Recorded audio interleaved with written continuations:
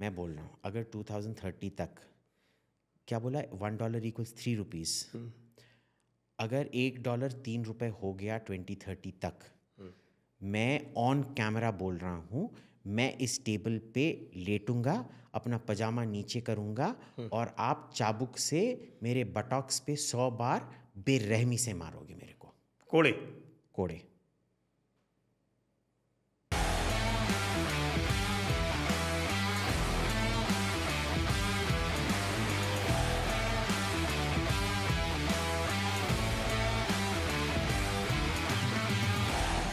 My honor to be here, and thank you very much. Let me have the pleasure of shaking you by the hand, as a Brit would say. नमस्ते, आप सभी का Jaipur dialogues podcast के इस संस्करण में स्वागत है। और आज हमारे साथ हैं द रिडाउटेबल अभिजीत अय्यर मित्रा। मुझे पता नहीं आज किस अवतार में है वो, और उनका मैं स्वागत कर रहा हूँ यहाँ जयपुर डायलॉग्स के स्टूडियो में। स्वागतम। मैं हमेशा आपका आभारी रहता हूँ क्योंकि आपने इस देश के क्रिस्तु कम्युनिटी के लिए बहुत किया है, और मैं जब भी एक आप जैसे महान क्रिश्चियन फेस्टिवल अटेंड करने में बहुत प्राइड लेता हूँ। Thank you. वैसे तो हम तो वैसे गायत्री मंत्र वाले हैं, लेकिन गायत्री मंत्र में आपको ध्वनि सुनाई पड़ती है, तो ये बहुत अच्छी बात है। इसका मतलब आपकी घर वापसी शीघ्र हो जाएगी। अच्छा, very good, very good, very good. मुझे आप ये बताएं कि आज मैंने आपका एक ट्वीट पढ़ा। उस ट्वीट में आप कह रहे थे कि भाई भारत को बहुत खुश होना चाहिए क्योंकि ट्रंप और पुतिन ने 2.5 घंटे की आपस में बातचीत कर ली। तो वो ट्रंप और पुतिन में आपस में 2.5 घंटे की बातचीत का रीड आउट जो आया था वो तो 1 पेज का भी नहीं है पूरा। तो भारत को क्यों खुश होना चाहिए? क्योंकि ट्रंप ने साफ साफ बोल दिया है उसमें कि चाइना को टेक ऑन करने के लिए रूस और अमेरिका को एक होना पड़ेगा। Pretty much he didn't say that. उन्होंने क्या बोला साफ साफ कि रूस और चीन कभी भी एक साथ एकजुट नहीं होने चाहिए, डिवाइड एंड रूल हमको खेलना ही पड़ेगा। और ये हमारी फॉरेन पॉलिसी हमेशा से रही है। हम कभी पब्लिक में नहीं बोलते, कभी कभार हमारे लोग भी थोड़ा वो स्किज़ोफ्रेनिया हो जाता है ना उनका, तो थोड़ा ये हो जाते हैं, बट ये हमने पहले दिन से कोशिश की है कि रूस और चीन को तोड़ा जाए। हर बार नेहरू ने भी किया, not with much success. Modi try कर रहे थे बहुत दिन के लिए, पर जो हम नहीं कर पाए वो तो अमेरिका ही कर पाएगा ना। तो ये एक किस्म से वो रिवर्स निक्सन जो ट्रंप ने बोला था वो हो गया। देखिए, थियोरी बहुत आसान सा है। 1 and 2 cannot be together. 1 and 3 can be together. अब 1 कौन है, 2 कौन है, it depends on who you ask. हमारे पुराने एम्बेसडर लोगों से पूछेंगे तो वो बोलेंगे देखो नंबर 1 तो चाइना है, पर वो कभी अपने बच्चों को चाइना नहीं भेजेंगे पढ़ने के लिए, अमेरिका ही भेजेंगे पढ़ने के लिए। अमेरिका ही भेजेंगे। हाँ, तो क्या है कि नंबर 2 मैं मानता हूँ चाइना है, और number 3 well may be number 5 Russia है। और लेकिन अगर आप कॉम्प्रहेंसिव नेशनल पावर, रिसोर्सेज वगैरह सब फैक्टर इन करें तो Russia can be number 3, not just going by the GDP figures, लेकिन उनके रिसोर्स बेस देखिए। रिसोर्स बेस ठीक है, पर इंडस्ट्रियल बेस क्या है उनके पास? वो तो डी इंडस्ट्रियलाइज हो गए ना ऑलमोस्ट। उनका कमोडिटीज़ बेस है, इंडस्ट्रियल बेस नहीं है। सो इट इज़ ए ठीक है, it's much better than India, let's be very clear about that I am not comparing it to India, I am comparing it to America and China. So and say Europe, अगर आप उसको एक we can safely say between America, China and Russia, the hierarchy is one America, China and then Russia. Then Russia, exactly. Now बीच में कहीं उस Europe वालों को भी डाल लें। पहले जब अमेरिका जब रूस और चीन एक साथ थे तो किसिंजर ने वो पिंग पोंग डिप्लोमेसी करके चीन को तोड़ दिया रूस से। इस बार हमको क्या अटेम्प्ट करना है? हम तो अटेम्प्ट कर सकते हैं पर होता नहीं है। अमेरिका क्या कर रहा है? रूस नया चीन बन गया है, नंबर 3। तो वो चीन को रूस को भड़काने की कोशिश कर रहे हैं। फिर इसमें यूरोप का क्या होगा? देखिए यूरोप है क्या, मेरे को बताइए। जब ये लिस्ट बनाएंगे ना हम 1 2 3 4 5 6, इसमें ठीक है मैं मानता हूँ Europe can be number 3, by some calculations even number 2, पर 3 और 2 होने के लिए एक यूनिफाइड फॉरेन पॉलिसी चाहिए, एक यूनिफाइड मिलिट्री चाहिए, एक यूनिफाइड पॉलिटिकल थॉट सिस्टम चाहिए। ये सब यूरोप के पास नहीं है। मैं आसान सी बात, अब सब बोल रहे हैं कि हाँ चलो अमेरिका ने हमारा हाथ छोड़ दिया, हम रीमिलिटराइजेशन करेंगे, ये करेंगे वो करेंगे, यूनिफाइड फ्रंट हम दिखा रहे हैं, ठीक है। ये अभी के लिए काम करेगा, जब तक उनका पैनिक रहता है ना तब तक काम करता है। जैसे जब आपके इधर ये पैंथर्स आते रहते हैं ना, जब तक पैंथर्स आते रहेंगे लोग जाली लगाते रहेंगे। जैसे ही पैंथर चले गए वो बोलेंगे यार इतना सारा पैसा वेस्ट कर दिया हमने जाली लगाने में, काय जाली लगाया, अच्छा सा वो क्या डबल ग्लेज्ड वो पीवीसी विंडोज़ थे, बर्बाद कर दिया उसको। देखिए अभी यूरोप के पास पैसा कहाँ है? जो उधर का सबसे बड़ा इकोनॉमी जो है, मैं ये छोटी छोटी इकोनॉमीज़ की बात नहीं कर रहा हूँ, ये लिख्टेनस्टाइन और लग्जमबर्ग जो काला धन का, जर्मनी, फ्रांस, इटली, इनकी बात करें। Of them Germany is the richest. Germany का जीडीपी जो है वो अमेरिका के सबसे गरीब स्टेट्स में से एक है। फ्रांस और इटली अमेरिका के सबसे गरीब स्टेट से भी गरीब हैं। ये क्या, तो पैसा नहीं है बेसिकली, नंबर 1। नंबर 2, जब पैसा नहीं है और आप रीआर्ममेंट कर रहे हो और आपका सोशल वेलफेयर इतना ज़्यादा है, अगर आपको यूरोप जाओगे ना आपको सोशल वेलफेयर में पता है क्या मिलेगा? अगर आप बेरोज़गार हो, घर मिलेगा, खाना मिलेगा, वाइन भी मिलेगा आपको, हाँ, ट्रांसपोर्टेशन के कूपन सब मिलेंगे आपको, कहीं भी जा सकते हैं, हॉलीडे पे भी जा सकते हैं, बहुत कुछ कर सकते हैं आप। Better than a citizen, almost better. A citizen has to work, but citizens also get social welfare. So इतना जब आपको मिल रहा है, सरकार क्या बोलेगा? आपको डिफेंस पे खर्च करना है या आपको ये सोशल वेलफेयर पे खर्च करना है? अब जब रूस थ्रेट है वो बोलेंगे ठीक है डिफेंस पे स्पेंड करो। जब रूस का थ्रेट चला जाता है, जब शांति हो जाता है यूक्रेन में, आपको लगता है ये लोग बोलेंगे कि भाई डिफेंस पे स्पेंड करो। फिर जब आप क्या close to $1 trillion they going to spend on defence करोगे, पैसा नहीं है, यानी कि आपका इन्फ्लेशन बढ़ेगा। जब इन्फ्लेशन बढ़ेगा, कॉस्ट ऑफ लिविंग बढ़ेगा, ये जो सोशल वेलफेयर वाले भी जो हैं उनके लिए भी दाम बढ़ेगा। Then what are they going to do? Defence पे स्पेंड करो? नो। तीसरा जो है, जो इंटरनल यूरोपियन सोच विचार है ना डिफेंस का, बहुत अलग अलग है। ये एक कॉन्टिनेंट है, अगर आप समझ लो ये एक पॉलिटिकल यूनिट है। उनके 3 फाइटर एयरक्राफ्ट हैं, ठीक है, 4-5 किस्म के सबमरीन हैं, लगभग 1 2 3 4 4 किस्म के टैंक हैं, ठीक है, और शिप्स तो 20 किस्म के अलग शिप्स हैं। ये आपको एक यूनिफाइड डिफेंस लग रहा है? 1980s 90s में एक फ्रेंच मिसाइल था जिसका नाम था प्लूटॉन, और वो था 120 या 150 किलोमीटर रेंज का न्यूक्लियर मिसाइल। वो क्या था कि जब इमेजिन सिनारियो, उस टाइम सिनारियो था कि वॉर्सो पैक्ट पूरा जर्मनी को 1 महीने के अंदर कब्जा कर लेगा, और फिर जब राइन बॉर्डर पे खड़े होते हैं जर्मनी के अंदर, राइन रन्स इनसाइड जर्मनी, तो वो राइन के इस पार पर जर्मनी के अंदर ही न्यूक्लियर हमला करेंगे सोवियत संघ को दिखाने के लिए। It's called a signalling strike, कि अब अगर आप बढ़े हम मॉस्को पे फेंक देंगे।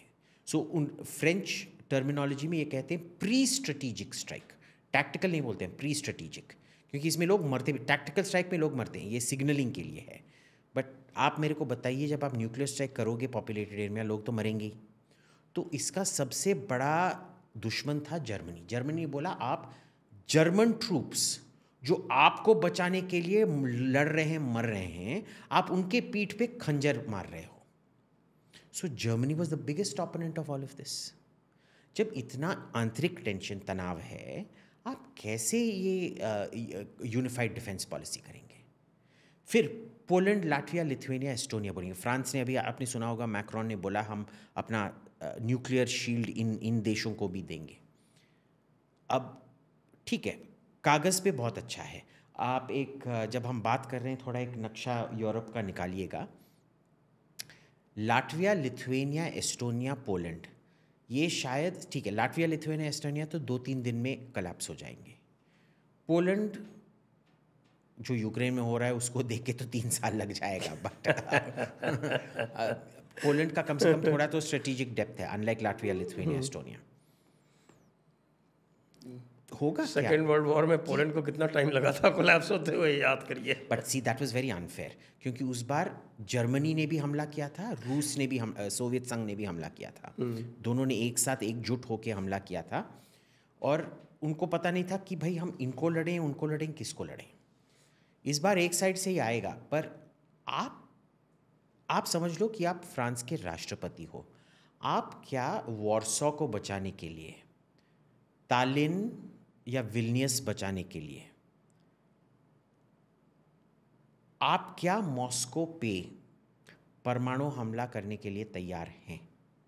क्योंकि फ्रांस ने अगर वॉर्सो को बचाने के लिए सोवियत संघ, रूस पे, मॉस्को पे परमाणु हथियार से हमला किया, मॉस्को क्या तालिन, विल्नियस या वॉर्सो पे रिटेलिएशन करेगा या पेरिस पे करेगा? ऑब्वियसली पेरिस पे करेगा. एग्जैक्टली. और पेरिस पे तो इनके पास तो अभी ऑर्शनिक का ही जवाब नहीं है, बाकी तो एग्जैक्टली न्यूक्लियर मिसाइल्स की तो बात ही अलग है. एग्जैक्टली. तो ये तो फिर बोलते रहेंगे कि जैसे ही पहला रूसी ट्रूप ने एस्टोनियन, लाटवियन या लिथुआनियन बॉर्डर को क्रॉस किया, भाई हमारे ट्रूप्स का बस 2 दिन का रिजर्व है, आप अभी से फायर करो. तो वही मिसाइल जो जर्मनी के राइनलैंड में इस्तेमाल करने का था, वो इंसिस्ट करेंगे कि आप अभी वो इधर ले आके स्ट्राइक करो. बट देखिए, फ्रांस के दिमाग में लगता था कि अगर हमने सोवियत ट्रूप्स पे, जर्मनी पे स्ट्राइक किया, सोवियत संघ हमारे पे, पेरिस पे स्ट्राइक नहीं करेगा, शायद हमारे ट्रूप्स पे स्ट्राइक करेगा. हमको पता है जब कोल्ड वॉर ख़त्म हुआ, रूस, सोवियत संघ का सोच बहुत क्लियर था, अगर उनके ट्रूप्स पे एक भी टैक्टिकल, प्री स्ट्रेटेजिक, जो भी आप बोल लो, स्ट्राइक हुआ तो वो पेरिस को उड़ा देंगे. It is safe to assume कि रशियन न्यूक्लियर थिंकिंग अभी भी वही है. आपको लगता है पेरिस करेगा, मैक्रोन करेगा? ऐसे भी आप अगर देखें, फ्रांस का जो युद्ध का इतिहास है वो तो कोई बहुत महान नहीं है. भागने का है. चाहे फर्स्ट वर्ल्ड वॉर ले लीजिए, चाहे सेकंड वर्ल्ड वॉर ले लीजिए, वो तो अपनी टेरिटरी में लड़ते हैं, दूसरे की टेरिटरी में तो लड़ते नहीं. वेल, एक ज़माने में तो पूरा मॉस्को तक पहुंच गए थे ना नेपोलियन. हाँ, हाँ मॉस्को में पहुंच गए थे, क्या उन्होंने आने दिया था? और उसके बाद फिर हाँ उसके बाद तो रूस ने आके, जो रूस ने 1945 में बर्लिन को किया था, वो 1814 में उन्होंने पेरिस को किया था, है ना. पूरा पेरिस को कैप्चर ही ज़ार अलेक्जेंडर ने किया था ना. तो ठीक है, पर French troops are quite good. I won't discount them at all. अगर आप उनको अफ्रीका में उनका परफॉर्मेंस देखो पिछले 10-15 साल में, बहुत अच्छा है. उनका एयरफोर्स भी बहुत अच्छा है. क्वेश्चन इज़ कि अगर आप एक इतना प्रोलॉन्ग्ड वॉर लड़ोगे, सोवियत संघ मेरे हिसाब से 10-15 साल लगेंगे उनको पेरिस पहुंचने में. बट लाटविया, लिथुआनिया, एस्टोनिया, उन तीनों को बचाने के लिए आप क्या पेरिस को वो जुआ, वो क्या, वो जो पांडव खेल रहे थे, वो क्या गेम था? चौसर. हाँ, आप पेरिस को चौसर पे लगाने के लिए तैयार हो? मुश्किल है. देखिए, ये भी तो है ना कि आपने एक्सटेंड तो कर दिए बॉर्डर्स, लेकिन जो पॉलिटिकल विल चाहिए वो भी क्या उसी के कमेंशरेट है? कि कल को मान लीजिए, पुराना इतिहास है, फिनलैंड तो न्यूट्रल था, अब फिनलैंड नेटो में आ गया, वो कल को फिनलैंड पे करेंगे, फिनलैंड को बचाने के लिए आर्टिकल 5 ऑफ नेटो ट्रिगर होगा क्या? You have a valid point there. Yes ये तो ट्रिगर तभी होगा जब जर्मनी या फ्रांस या इधर इटली या इस तरह के किसी बड़े, I don't think they will trigger it even if Romania is attacked. I don't think so. Article 5 में क्या है ना, वो इंटरप्रिटेशन का क्लॉज होता है कि अगर उन्होंने डीम कर लिया कि आपने हमला किया था और फिर वो दुश्मन आपके टेरिटरी में आया, फिर नेटो का कोई रिस्पॉन्सिबिलिटी नहीं है आपका रक्षा करने में। पर अगर उन्होंने मीटिंग में सबको निर्णय लेना है कि हम पे एकजुट होके अटैक हुआ, पर last time, the only time जब आर्टिकल 5 इन्वोक हुआ है वो जब अमेरिका पे 26/11 अटैक हुआ था। उसके बाद क्या हुआ? उसके 1-2 साल बाद ही फ्रांस ने बोल दिया ना कि इराक के इन्वेजन हम वीटो कर देंगे। जैक शिराक ने वो प्रेस कॉन्फ्रेंस में इंटरव्यू दिया था जिसमें बोलेंगे आपने अगर यूएन पे रेजोल्यूशन डाला कि इराक को इन्वेड करना है 2003 में, हम उसको वीटो कर देंगे। तो फिर आर्टिकल 5 गया कहाँ, है ना? तो ये सब प्रॉब्लम है। लोग समझते हैं कि बस आर्टिकल 5 होने से ठीक हो जाएगा। फिनलैंड का प्रॉब्लम क्या है मैं बताता हूँ आपको। ये जो जर्मनी, फ्रांस, ब्रिटेन हैं, उनका सोच था कि देखो ये रूस हमारे पास काफ़ी पास है, हम अब ये जो नेटो एरिया है अगर इसको एक्सपैंड करेंगे हमको ज़्यादा टाइम मिलेगा अपने आप को डिफेंड करने में। अब ये जो 3 बाल्टिक स्टेट्स और पोलैंड हैं, उनका क्या सोच विचार था कि भाई हमको ईयू से पैसा नहीं मिल रहा है क्योंकि वो गरीब देश थे, जब सोवियत संघ से निकले थे गरीब थे। जब तक हम नेटो में भर्ती होके वीटो ना करेंगे, तो वो क्या करते थे, नेटो में भर्ती होके उन्होंने ये पूरा दबाव लगाना शुरू किया कि अगर हमको ईयू ने पैसा नहीं दिया हम ये इस पे पैसा अलाउ नहीं करेंगे, ईयू में ये होना नहीं देंगे, वो नहीं होने देंगे। तो उन्होंने नेटो का दबाव लगा के, सॉरी ईयू का दबाव नेटो का दबाव लगा के ईयू से पैसा निकाला और अब सब बहुत अमीर हो गए हैं ईयू का पैसा खा के। फिर क्या प्रॉब्लम होता है कि सब ने डिसाइड कर लिया कि भाई अब तो हमारा बॉर्डर, पहले नेटो और रूस का बॉर्डर बस नॉर्वे में था 150 किलोमीटर, ठीक है। सडनली जब आपने लाटविया, लिथुआनिया, एस्टोनिया, पोलैंड को ऐड कर लिया, वो 150 था, फिर हर एक देश का 150 से 230 किलोमीटर, तो 1, 2, 3, 4, 5 गुना आपका बॉर्डर बड़ा है। ओके, अब इन देशों को बहुत डर लगता है रूस पहले हमको खा जाएगा, तो वो क्या करते हैं, रूस आने वाला है, रूस आने वाला है, रूस आने वाला करके यूक्रेन को डराते हैं, फिनलैंड को डराते हैं, स्वीडन को डराते हैं, और वो मानते हैं कि हाँ भाई अब if you keep crying wolf, wolf, wolf, wolf, wolf, at some point somebody actually starts believing it, आने वाला है। तो जैसे ही इसने यूक्रेन पे हमला कर दिया, फिनलैंड ने बोला अरे बाबा ये तो हो ही गया, वुल्फ आ गया, और जाके नेटो को ज्वाइन हुआ। अब फिनलैंड का अभी क्या प्रॉब्लम हो रहा है, क्योंकि उसका जो राष्ट्रपति है ना अलेक्जेंडर स्टुब, वो एक नंबर का बावला है बेचारा। वो ना हार्वर्ड वो लिबरल ये करता है ना, और वो मैराथन दौड़ता है, आप you know those types, you know exactly, they go to Harvard and they run marathons, he is that kind of fellow. और फिनलैंड का बहुत ये है कि वो वैलिडेशन चाहते हैं बाकी यूरोप का। ये क्रिश्चियनिटी भी वैसे ही स्प्रेड हुआ ना, सब लोग वो दिखाते हैं कि यू नो बिजेंटियम एंड रोम इतना ग्रेट है, हम ही अगर तुमको तुम्हारे सर पे ताज रखेंगे तभी तुम असली राजा बनोगे। सो they are very good at creating these stories about themselves where you seek their validation, and Finland needs that. तो फिनलैंड ज्वाइन किया। अब फिनलैंड के दिमाग में क्या चल रहा है कि भाई अरे हमारा ही इनका बॉर्डर 1300 किलोमीटर का है, सो अब हमारे से बड़ा बॉर्डर रूस के साथ किसका है, यूक्रेन का है, तो यूक्रेन को तो ज़रूर भर्ती करवा देना चाहिए, ताकि अगर रूस अटैक करे पहले वो यूक्रेन को करेगा फिर ही फिनलैंड को करेगा। तो ये लिटरली दिस इज कंपेटिटिव, आ बैल मुझे ही मार।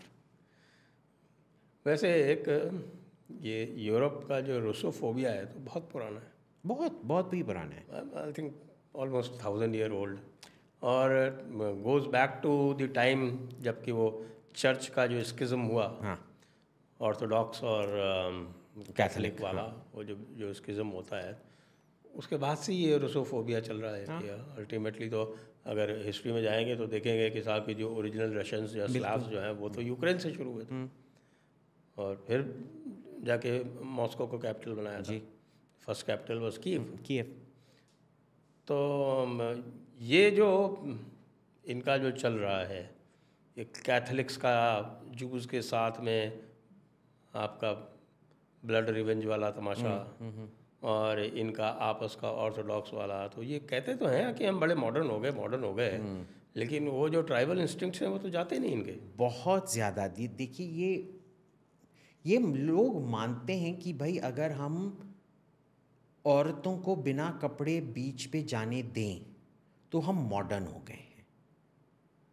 This is one aspect of modernism, it is not all of modernism. उनका क्या है, अभी भी उनका मानना है कि रूसी असली गोरे नहीं है, उनमें बहुत ज़्यादा मंगोल ब्लड है और वो अध एशियन है। आपने देखा था ना, बोरिस येल्सिन थोड़ा चाइनीज़ लगता था and used to be cited, never publicly but in private meetings बोलते थे, see he is proof, you know, they not really European, they're a bit Mongol. आपको पता है बहुत 300 साल तक जो रोमानोव राज परिवार था, जो रूस पे रूल करता था, उनके जो टाइटल्स थे ना, वो ऑफिशियली बोलते थे कि हम मंगोलों से डिसेंड हैं, गेंगिस खान का खून हमारे खून में है, ये सब करके। फिर थोड़ा अनफैशनेबल हो गया क्योंकि यूरोपियंस ने बोला, छी तुम्हारे खून में ये काफिरों का खून है, तो वो थोड़ा अनफैशनेबल हो गया। But they still call them Mongols, they still call them Mongols. अब क्या करोगे आप उसका? Deep racism. And actually, if you look at it, the Russians are whiter than most white people. Yes, no doubt. Yeah. I've been to Russia means USSR. हाँ. ओडिशा में आपने बोला था, और ओडिशा और small port, that time it was named Ilyichevsk, I don't know what the new name is. तो Odessa में तो I was there almost 3 weeks। तो वहाँ तो बिल्कुल उन दिनों में तो क्लोज्ड पोर्ट था ना वो, you need special permissions to go there to Odessa. हाँ, तो USSR I am talking about 80s, 80, 83। उन दिनों में it was a close city, you need all kinds of special, passport में स्पेशल स्टैंप लगता था। Very poor at that time, उनके पास कुछ भी नहीं था। ये जो एक लट्ठे का गाढ़ा वाला जो कपड़ा आता है ना, वो जो very poor quality cotton cloth, उसके लिए 1-1 किलोमीटर की लाइनें लगती थी। That poor. आइसक्रीम के लिए तो ice cream was such a delicacy, it was such a delicacy. 2-2, 3-3 kilometre की लाइन लगती थी। यहाँ से जो क्रूज आता था वो साहब एक वो इतने वो 2-2 रुपए के कलर मारते हुए ग्लास आते थे। हाँ। वो चीप टाइप के, वो 3D ग्लास ना, 3D ग्लास टाइप का, तो used to reflect all kind of colours, wasn't 3D, colour reflect करता। तो वो आप उसको 10-10 रूबल में बेच लो आराम से, वहाँ पे आपका खर्चा निकला है वहाँ और स्टे का पूरा। और क्या है, this is jeans and chewing gums were, oh what a rage, insane। आजकल if you technically look at it on paper and in reality, Russia is much wealthier than Ukraine, much richer than Ukraine। Putin ने पूरा change कर दिया उसको। Putin ने जो इन्होंने जो 90s में जो पूरा लूटा था पूरे वेस्ट ने, they are not ashamed about it. जो इन्होंने लूटा है रशिया को, बिल्कुल अपने पपेट्स के थ्रू, बोरिस येल्सिन के through, they impoverished Russia completely. They impoverished Russia. But देखिए, बोरिस येल्सिन IMF 1990s में, आपको याद होगा कि दंग शाओपिंग ने 10 साल पहले ही वो चाइना का मॉडर्नाइजेशन करना शुरू किया था। उस टाइम भी चीन का इकोनॉमी हमारे इकोनॉमी से कम था थोड़े दिनों के लिए।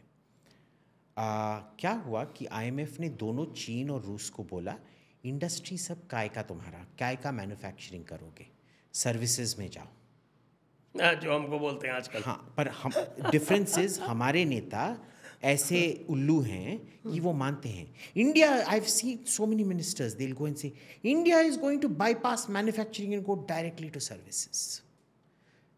रूस ने वही गलती की और देख लीजिए आज रूस कहाँ है. चीन ने वो गलती नहीं की. उसने IMF को बोला जाओ तुम भाड़ में, हम मैन्युफैक्चरिंग ही करेंगे. और देख लीजिए चीन कहाँ है आज. पॉपुलेशन के वजह से it is per capita income low है. But you look at Chinese manufacturing, everything gets manufactured in China today. There is no company that can exist on earth without sourcing something or the other from China. So Putin has also made mistakes. उसने क्या किया कि Boris Yeltsin के जो oligarchs थे उनको अपने oligarch से रिप्लेस किया, पर फिर भी मैन्युफैक्चरिंग शुरू नहीं किया है उसने. उसका वही, अभी तो सर्विसेज कोलैप्स हो गया, आप वो छोड़ो, पर उसने एग्रीकल्चर पे फोकस किया और कमोडिटीज़ पे फोकस किया, यानी कि raw materials. It is a D industrialised country and he is not री इंडस्ट्रियलाइजिंग इट. ठीक है, वॉर इकोनॉमी की वजह से बहुत मिलिट्री फैक्ट्रीज चल रहे हैं, पर वो अभी भी 80s वाला टेक्नोलॉजी है. वो 80s टेक्नोलॉजी को पार करके नहीं आ पा रहे हैं. Of course India is very pleased I guess. हमारा सब सपना साकार हो रहा है. बिना शादी किए सुहाग रात हो रहा है. That is debauchery. ये क्या डिबॉचरी है? It is a metaphor. Okay, metaphor. Metaphor को हम हिंदी में कहते हैं माता फोड़. हम रूपक कहते हैं उसको. रूपक. अच्छा, रूपक अलंकार. तो ये बताएं कि साहब ये जो सिचुएशन है इसको चाइना कैसे काउंटर करेगा? भाई इंडिया तो इज़ डेफिनेटली वेरी हैप्पी. हमने देख भी लिया कि भाई मोदी जी ने एक इंटरव्यू दिया एलेक्स फ्रीडमैन को, end of all the people China से प्रेज आया. ऑफ ऑल थिंग्स चाइना, मैं नहीं मानता हूँ कि वो कोर्स करेक्शन कर सकते हैं. इंडिया के साथ फालतू में झगड़ा किया उन्होंने. झगड़ा करने की कोई ज़रूरत नहीं थी, पर किया. ईगो, शी जिनपिंग का ego. Not just Xi Jinping, Mao Tse Tung also. What was the need to start a fight with India over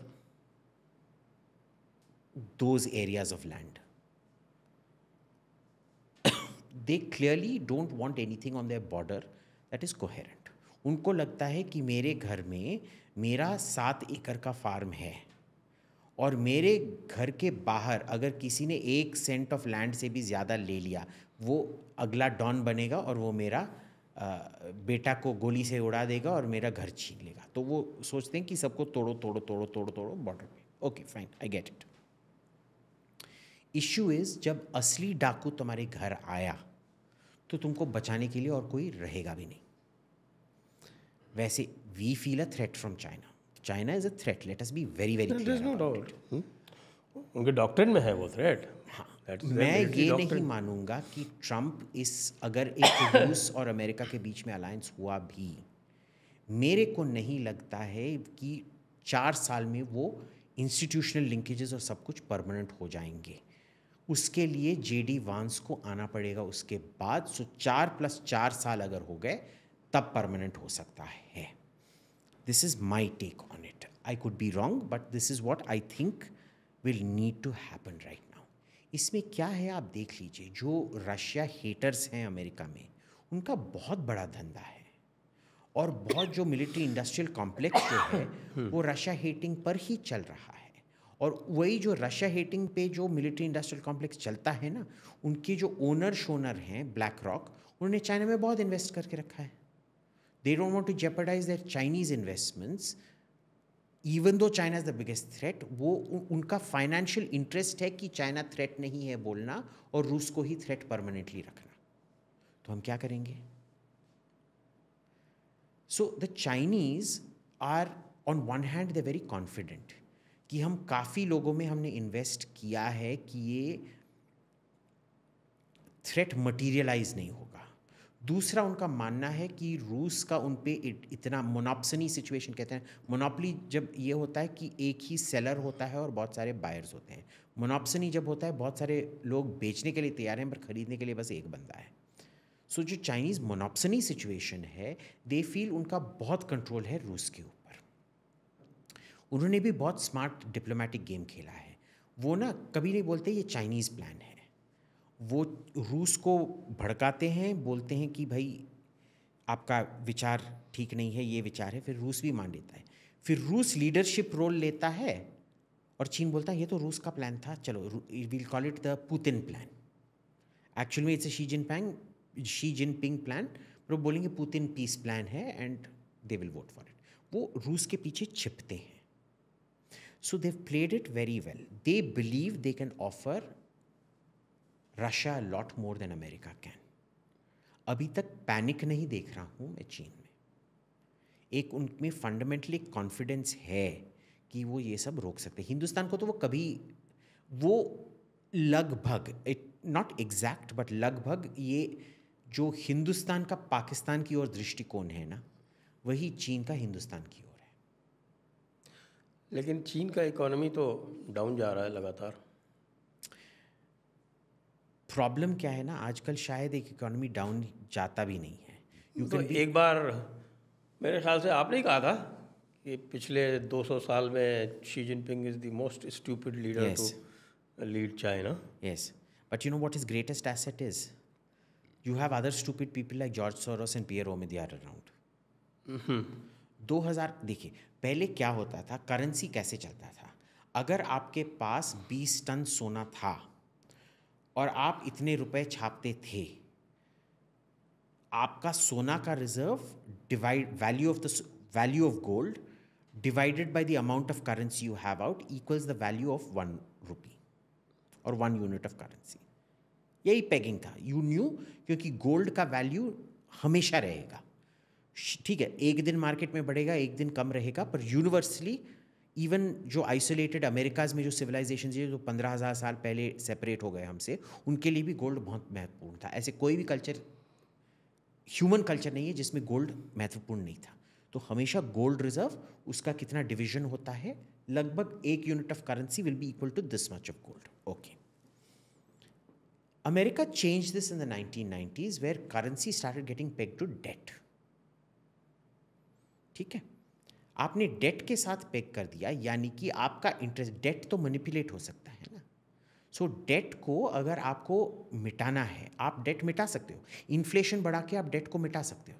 अगर आपने 15-20% इन्फ्लेशन कर दिया, the same compounding effect of interest also happens with inflation, और आपने वो date मिटा दिया। फिर notional value of money ना, see at one point notional value has to be tied to tangible value. ये मैं हिंदी में एक्सप्लेन नहीं कर सकता। हाँ, नहीं, everybody understands that. So gold is tangible. Now rest is the intangible. Chinese debt is what is fueling growth everywhere else.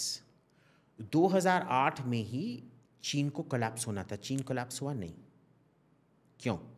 Everybody conspired to put it back and wipe out their debt. Realistically, China should be collapsing now. क्यों? Because their construction industry का $3 trillion that we know of, it may be more, $3 trillion, यानी कि हम अभी $4 trillion economy है, 3/4 उनका economy construction sector में ही bad है। पूरा जो $1 trillion उन्होंने ट्रेन सिस्टम पे लगा रखा है, इधर हमारे उल्लू के पट्टे बोलते रहते हो, अरे चाइना का ट्रेन देखो, हिंदुस्तान का ट्रेन देखो, पूरा it is huge losses, $1 trillion in the red. We don't even know the scale of industrial non-performance out there. वो तो कैसे होगा? Everybody pads up their performance. Pads up their performance. So it is a complete make-believe economy. The problem is, in fact, ये तो आपको ही पता है कि उनका जो GDP फिगर है वो भी seriously disputed है. is highly disputed. Everything about it is disputed. But जब पूरा इकोनॉमी, ग्लोबल इकोनॉमी चल रहा है एक झूठ के बेसिस पे, पूरे दुनिया का इंटरेस्ट रहता है उस झूठ को कॉल आउट मत करो, ये पब्लिक में नहीं बोल दो कि ये झूठा है। This is what is saving China also. How do you change that? So I believe even if they go bankrupt, bank ultimately, bank भी तो ऐसे ही चलता है, जो चाइना मॉडल है वो बैंक का भी मॉडल है। वो आपसे 100 रुपए लेगा पर वो मार्केट में 800 रुपए देगा, 8:1 debt is to lending ratio, it can promise the same 100 rupees to 8 different people. So 800 rupees, you've artificially created money. Bank तब तक कोलैप्स नहीं होगा जब उस पर रन नहीं चलेगा. अगर मार्केट रन चल गया बैंक पे, it will collapse immediately. But it is nobody's interest to do a market run on China. And if they do a market run, other economies will pump in money so that their own debt non-performance doesn't get exposed out there. क्या करोगे आप? करने की बात तो ये है कि देखिए, इट विल नॉट बी, जो मुझे लगता है कि ये कोई सडन प्रोसेस नहीं होने वाला है. बट हाँ, सडन लेकिन उनकी जो प्रॉब्लम्स हैं वो बढ़ती जा रही हैं. फॉर इंस्टेंस, उनका एग्रीकल्चर भी डाउन जा रहा है जी, पॉपुलेशन भी डाउन जा रहा है. और अच्छा, population collapse is dramatic very, क्योंकि they were foolish enough to invest in the one child system. और वन चाइल्ड की सिस्टम से कैटास्ट्रॉफिक कोलैप्स होगा, तो जो उसको कैसे रिप्लेस करेंगे? रोबोज इतना रिप्लेस नहीं कर सकते.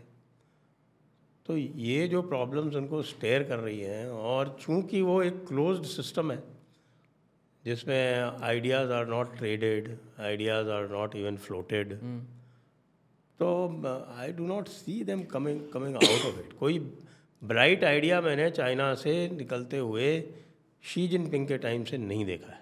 बिल्कुल. और इसमें एक और चीज़ क्या है पता है?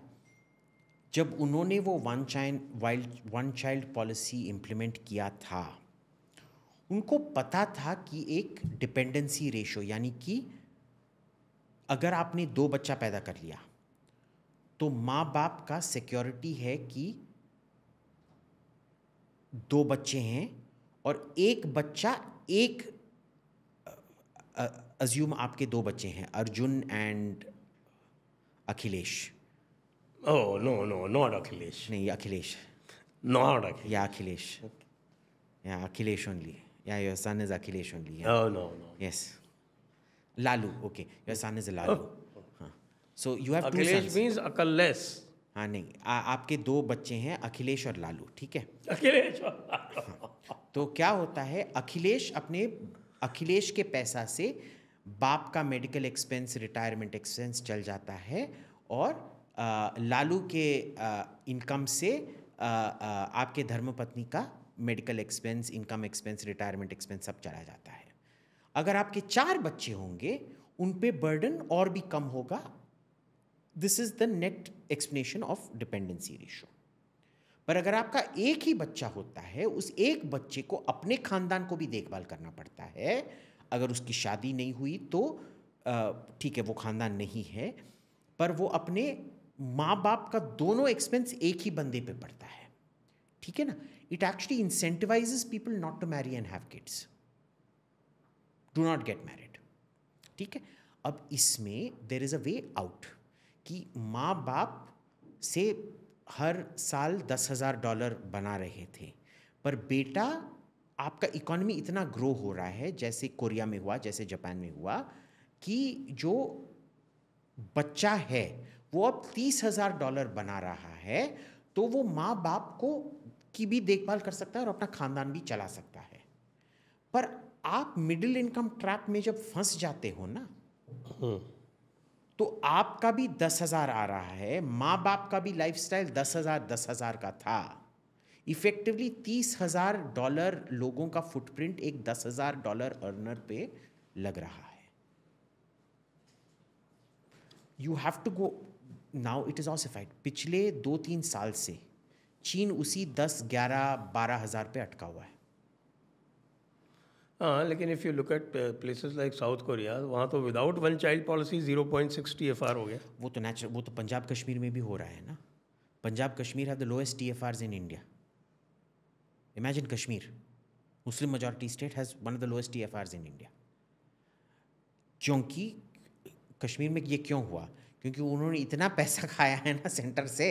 सब तो कॉन्फ्लिक्ट इकोनॉमी के नाम पे उन्हीं पे जा रहा था कि भाई हम बच्चा काय का पैदा करें, सरकार हमको देख लेगा, थोड़ा और इधर बॉम्ब करो, उधर बॉम्ब करो. हो जाएगा, मिल जाएगा, सरकार हमको जॉब दे देगा, रिटायरमेंट पेंशन दे देगा, सब कुछ हो जाएगा.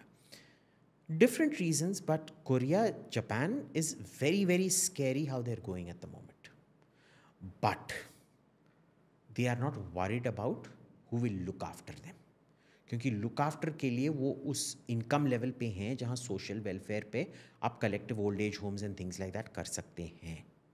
चीन के पास उतना पैसा नहीं है अब ये सब करने के लिए, बफर नहीं है. मैं ये बोल रहा हूँ, चीन के पास बहुत पैसा है, वो बफर नहीं है अभी करने के लिए. चीन का एक और भी तो प्रॉब्लम है कि वो एक्सपोर्ट इकोनॉमी पर इतना ज़्यादा डिपेंडेंट हो गया. हाँ, और जो उनकी खुद की इकोनॉमी है वो उन्होंने डेवलप नहीं की.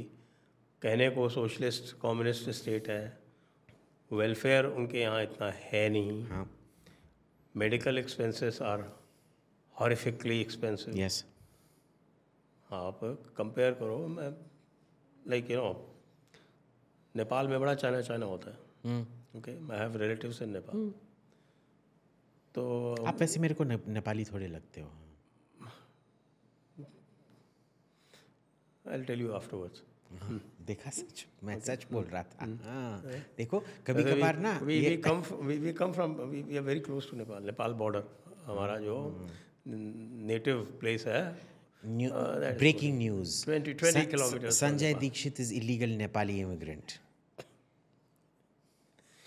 Anyway, Nepalis are mostly Indians. या बेसिकली. तो आई वाज टॉकिंग टू अब इस पे डिप्लोमेटिक ड्राव होने वाला है. हाँ, हो जाएगा. ठीक है. तो अभी भी आपको पता है ना, मेरा नाम तो आ गया है ना 10 मोस्ट हेट मंगर. हाँ, आप क्यों हेट मंगरिंग करते हो, बताओ. आई एम हैप्पी ना. उस हेट मॉन्गरिंग अकाउंट्स में आपको पता है और किसका नाम है? RSS.org, VHP.org, नरेंद्र मोदी, अमित शाह, हाँ, योगी आदित्यनाथ. हाँ. You are in the same league. In the same league. High five sir, दूर से ही हाई फाइव. High five. तो उनको पूछा मैंने कि भाई आप वैसे तो चाइना करते रहते हो, तो जब कोई प्रॉब्लम होता है मेडिकल तो दिल्ली क्यों भागते हो? तो देन दे कन्फेस्ड कि भाई China is horribly expensive, we can't afford. Yes. तब फिर I investigated a little bit of China and found out कि भाई एवरेज जो हमारे यहाँ तो आयुष्मान कार्ड आ गया लोगों का. That is become some kind of a boon in a way. It is an actually anti poverty measure Yeah. For the people, low income people. वहाँ तो ऐसा कुछ भी नहीं है. वहाँ specially you have high income islands there. Yes. जो overall आप देखते हो GDP पर जो कैपिटा. बीजिंग और शंघाई है, उनका अगर आप बस उन दोनों रीजन का पर कैपिटा इनकम ले लो, वो बीजिंग से त्यांजिन बेल्ट जो है और जो शंघाई एरिया है, शेंजन, ग्वांगझू, इसको they are at the same level as Italy. Same income level as it. लेकिन you go into the interior. अरे इंटीरियर छोड़ो सर, आप वो हाई स्पीड लास्ट टाइम जब मैं चीन में था, हमने शियान, वो जो टेराकोटा आर्मी है ना, सिचुआन, शियान इसका जो घर है शी जिनपिंग का. हाँ, शियान से बीजिंग का हमने वो बुलेट ट्रेन लिया था. For about 15-20 kilometres heading into Beijing. इधर तो लोग झुग्गी झोपड़ी बना भी लेते हैं. आई मीन जो आजकल झुग्गी झोपड़ी वो स्ट्रॉ से नहीं बनता है, ईंट से बनता है, उसमें AC शेसी लगता है, कूलर लगता है एंड ऑल ऑफ दैट. ठीक है, बट गुफाओं में रह रहे हैं sir. They literally opening up fields और उसके अंदर खोद के ये बना रहे हैं. आप शियान से बीजिंग का ये ले लो. बीजिंग में रात में अगर आप देखोगे, इतने सुंदर सुंदर फ्लैट्स हैं. ठीक है, आप जाके देखो, वो फ्लैट 7 बजे के बाद एक भी लाइट ऑन नहीं होगा. नीचे आप वो स्टिल्ट कार पार्क, उसके अंदर देखोगे 7-8 गाड़ियां खड़े होंगे. 500 फ्लैट इसमें अपार्टमेंट कॉम्प्लेक्स में. पर दिन के टाइम इतना बड़ा जैम लगता है ना एयरपोर्ट से जब आप बीजिंग के अंदर जा रहे हो. ऐसे एक भी टाइम नहीं हुआ है जहां एयरपोर्ट से बीजिंग तक का जैम नहीं हुआ है. घंटों का जैम. लोग आ कहां से रहे हैं? But why are the flats not occupied? Sanlitun जो उनका बीजिंग का जो बिजनेस एरिया है, उसमें ज़बरदस्त. ठीक है, उधर लाइट ऑन होंगे, सब कुछ होगा. ठीक है, शंघाई का जो फॉरेनर्स एरिया है, शंघाई बसलिंग, बट बीजिंग में ही ये दिखाई देता है कि there is something very very wrong with that economy. हाँ, यस। तो एक्सपोर्ट ओरिएंटेड इकोनॉमी को यदि कोई चाहे तो फेल कर सकता है। कोई चाहता है पर कौन करेगा? उसके लिए हिंदुस्तान को, जैसे मैं कह रहा हूँ, जैसे ट्रम्प, देखिए ट्रंप ने हमसे बहुत बार बोल चुका है कि आप क्यों नहीं मैन्युफैक्चरिंग करते हो, आप ये टैरिफ सब हटा दो, फ्री मार्केट कर दो, but we will transfer all the manufacturing to you. पर हमारी सरकार सुनती कहाँ है? सुनेगी भी तो, किया तो, ट्राई तो किया था पहले टर्म में, जब 2014 में इलेक्शन हुआ था तो 6 महीने के अंदर उन्होंने क्या लेबर रिफॉर्म लाने की कोशिश की, प्रॉपर्टी रिफॉर्म लाने की कोशिश की थी, फिर क्या हुआ? कुछ नहीं, Govinda. So you need labour reforms, you need land reforms, you need proper, जो नेहरू के टाइम हुआ था वो लेबर रिफॉर्म्स नहीं था, वो टेनेंसी रिफॉर्म्स था, that wasn't technically land reforms at all. Labour reforms, corporate reforms, चलो बैंक्रप्सी कोड हो गया, okay, one thing done, what about the rest of it? हाँ, अभी तो But we are behaving like China because the taxpayer, all the non-performing assets and bad loans that private banks had accumulated under the UPA, instead of prosecuting those people and getting back the money from them, सरकार ने क्या किया? जो हम tax भरते हैं, जो हम तो नॉन परफॉर्मिंग एसेट नहीं है ना, हमारे टैक्स लेके उनको सब बेल आउट किया। क्यों? It's exactly what the Chinese government does. तो But our saving grace is that we have a bustling domestic economy. we have a bustling domestic economy, but the quality of economic commentary बहुत घटिया है। वो क्या बोलेंगे? अदानी, आप कोई भी इकोनॉमिक कमेंट्री लो, अदानी अंबानी, अदानी अंबानी, अदानी अंबानी। नहीं, इवन अदरवाइज अगर आप हमारा रिटेल सेक्टर देखिए, या फिर हमारा जो पूरा जो जिसको ट्रेडिंग क्लास है, call it the Banya class. But have you noticed that economic Banya class is also the saving grace of Indian economy? Yeah, yes, Banya class, who bear the biggest debt burden. Let's not forget that. Technically, Jains are the people saving us. Jains and Guptas. कोई भी अगर किसी का भी नाम जैन होगा, starting with Vishnu Shankar Jain and Meenakshi Jain ji, obviously, but other than that, also any Jain you meet or any Mr. Gupta you meet. No, Agarwal also you can add. Agarwal, हाँ, गुप्ता, अग्रवाल, गोयल, महेश्वरी, उनका पैर छुओ पहले। It is not the others keeping your economy afloat, it is Gupta, Maheshwari, Agarwal, Goyal, Jain keeping your economy afloat. जाके पैर छुओ। कोठारी भंडारी, हाँ, all of them. हमारा प्रदीप भंडारी, आपने उसका पैर छुआ जब वो आया था? वो पंजाबी भंडारी है। ओह नहीं, फिर छोड़ो, चल फुटे Pradeep. Fake news, you are Pradeep Bhandari. तो ये चाइना में नहीं है। Where is the Banya class in China? They wiped out the Banya class during the cultural revolution and that's why they are suffering. That is why they are suffering. और जो उनका neo बनिया class है, it is completely dependent on public demand. Sorry, when we say public demand, we mean government demand. So I will use different language here, which is not technically accurate. Tiananmen square के पहले, और ये Deng Xiaoping ने किया था जानबूझ के। क्यों? डेंग शाओपिंग ने बोला था कि ठीक है, कम्युनिज्म काम नहीं कर रहा है, हम लिबरलाइजेशन करेंगे। उसने असली में लिबरलाइज किया 8-9 साल के लिए। उसमें क्या हुआ कि एक बनिया क्लास, विच इज टू से मिडिल क्लास, क्रिएट हुआ। प्रॉब्लम क्या था? जैसे हिंदू धर्म रक्षा किसने की? उसी बनिया क्लास ने किया था। जब 1000 साल का हम गुलामी झेले थे, वही तो फंड करते थे ये सब। इंडिपेंडेंस मूवमेंट को ही उन्होंने ही फंड किया, और कांग्रेस ने पावर में आके उन्हीं को पीठ पे खंजर मारा, which they've done to everybody, that's a different matter. But एक बनिया क्लास क्रिएट हुआ। वो बनिया क्लास उस टाइम, अगर आप चाइना में डिमांड देखोगे, 80% ऑफ डिमांड प्राइवेट डिमांड था, बस 20% ही गवर्नमेंट डिमांड था। उसी वजह से वो चाहते थे कि सरकार निकले, ज़्यादा डेमोक्रेसी हो, और फिर तियानानमेन स्क्वायर हो गया। उसी दिन डेंग शाओपिंग ने निर्णय ले लिया था कि ये सब गवर्नमेंट पे निर्भर रहेंगे। उसके बाद से आप देखो, 4 साल के अंदर गवर्नमेंट डिमांड 80% डिमांड हो गया, प्राइवेट डिमांड अभी भी, in spite of the disposable income of the average Chinese, public government demand still accounts for the highest line item. But that is not a recipe to success. That is not a banya. Then you are not a banya. You are essentially a semi-bureaucrat. India में तो उल्टा है ना. हाँ, तो देखिए इसमें क्या है ना, एक तो है वो जो आप तो यूपीएससी पास हैं, जो यूपीएससी नॉट यूपीएससी पास वाले जो बाबू होते हैं उनको क्या कहते हैं? What type category bureaucrats? Type 2 bureaucrats. What वो क्या कहते हैं? All are babus.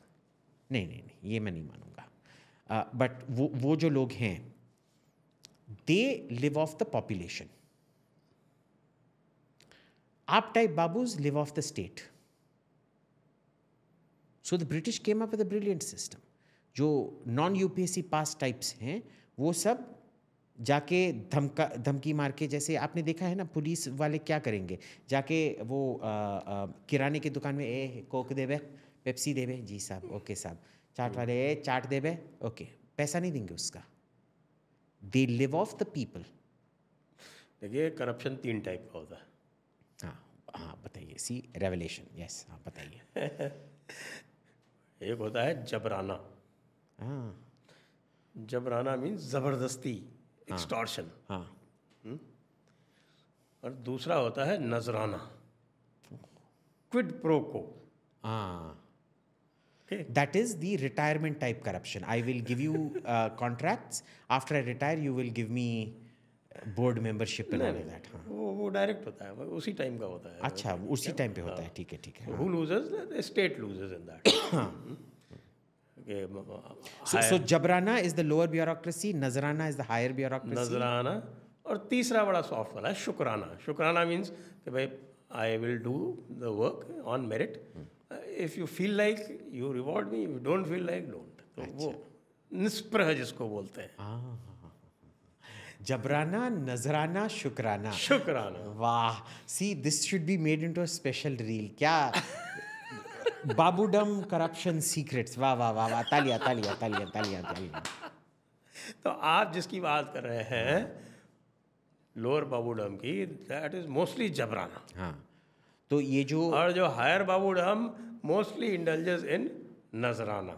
हाँ, ये नजराना की प्रथा कहाँ से आती है? ये आती है इस्लामिक रूलर्स से. Of course. If you went to their darbar, तो you had to carry a nazrana भाई. Of course. हाँ बिल्कुल. नहीं तो फिर कुछ नहीं होगा. हाँ. आप you could not meet the emperor without giving a nazrana. बिल्कुल.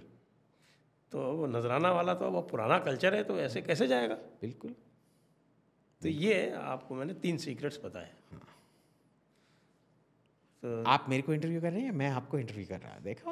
हाँ. See, this is the real meat in the interview. हाँ. आज संजय दीक्षित जी नॉनवेज हो गए. मटन खा लिया आपने. कैसे? You spilt the beans. That is beans, not mutton. Mutton की बोली थी. वो मटन और राजमा साथ में. ate the beans, so I spilled the beans. तो आपने मटन खा लिया और बीन्स को फेंक दिया. Sorry, I do know such things. बात हम कर रहे थे कि the productive class in India, in strength, in population, in growing population, growth of population is so much higher. लेकिन जो हमारी पॉलिसीज़ है ना, उसको कंस्ट्रेंट रखती हैं बहुत ज़्यादा. उनको अगर आप बिल्कुल फ्री कर दो, ठीक है, थोड़ा बहुत कोई स्कैंडल करेगा, they will be a Vijay Mallya, they will be some Lalit Modi.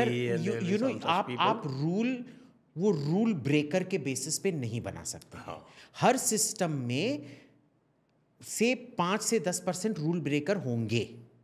ठीक है, उनके बेसिस पे आप रूल नहीं बना सकते हैं. आप फोकस करो ना जो 90%, 90%. ठीक है, ललित मोदी भाग गया, वो नीरव मोदी भाग गया, ये विजय माल्या भाग गया. अंबानी भागा नहीं, टाटा भागा नहीं, मुंजाल भागा नहीं, महिंद्रा भागा नहीं. I can name. अडानी का तो नाम ही नहीं लिया आपने. अदानी भागा नहीं. So you don't want to make the rules on the basis of these 150, 200, but those 3 basis of that you will make policy. This is bad policy. Exactly. So if policies are made according to those 90% people who are hardworking or who are actually contributing to the economy, तो उसके ऊपर ये भी तो depend करना पड़ेगा ना, क्योंकि इलेक्शन जीतने के लिए इकोनॉमी इंडिया में काम नहीं करता है। बिल्कुल। इलेक्शन जीतने के लिए कुछ और exact- सोशल जस्टिस काम करता है। सोशल जस्टिस करना पड़ता है। तो वो दोनों का जो पर्पस है वो अलग अलग है। जी। Social justice is a drag on economy, yes, और without economy you can not progress. Correct. Economy नहीं होगी तो आप सोशल जस्टिस भी नहीं कर पाओगे। बिल्कुल। पर प्रॉब्लम विद सोशल जस्टिस क्या होता है ना, जैसे ही इकोनॉमी अच्छा परफॉर्म करने लगता है, you strip it of all the profits, you don't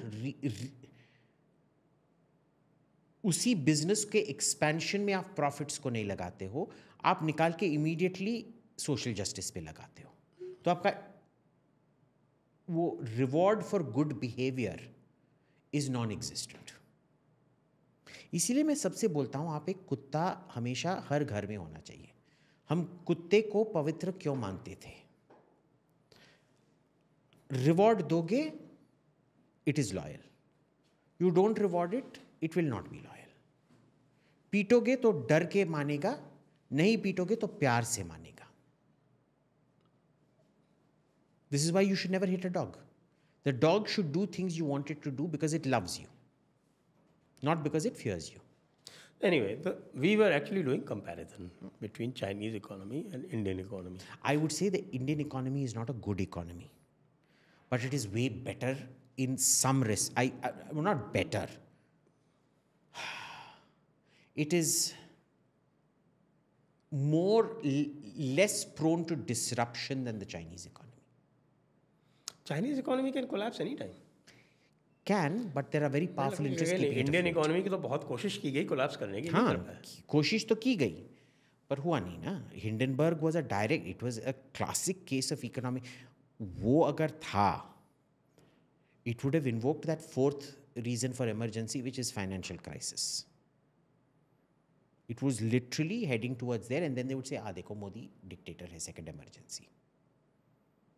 These are the self-fulfilling prophecies. अब रशिया ने वॉलंटरीली अपना एम्पायर दे दिया, ठीक है, फिर भी आप बोल रहे हो threat, then it becomes a threat. Right? It's like that. Gorbachev गधा था क्या? देखिए, गोर्बाचेव पहला गधा नहीं था रूसी हिस्ट्री में। रूसी हिस्ट्री में 3 गधे हैं। 3 गधे? 3 महागधे। अच्छा। ऐसे वैसे रूस इतना बड़ा देश है ना, वो गधा नहीं पैदा करता है, महागधा पैदा करता है। पहला गधा था जो कैथरीन का जो शौहर था, tsar Peter or tsar Paul, मैं भूल गया हूँ, not Peter the Great. Catherine the Great का हस्बैंड पीटर द ग्रेट नहीं था, वो जार पीटर द सेकंड था शायद। हाँ, उसने क्या किया, जब उसकी माँ ज़ारीना एलिज़ाबेथा मर गई थी, एलिज़ाबेथ ने जर्मनी पे युद्ध किया था, और फ्रेडरिक द ग्रेट नाम का बादशाह था ना जर्मनी का, रूसी ट्रूप्स ने उसको पूरा घेर लिया था 2 दिन। और 1945 से पहले भी सीज ऑफ बर्लिन हुआ था 1745 में 1700 एंड समथिंग में एंगे। और क्या हुआ कि वो मर गई, उसका एलिजाबेथ का बेटा पॉल, कैथरीन का शौहर, जार बना। और उसने क्या बोला, अरे फ्रेडरिक द ग्रेट तो मेरे लिए भगवान हैं, जो भी मैंने मिलिट्री के बारे में सीखा उन्हीं से सीखा है।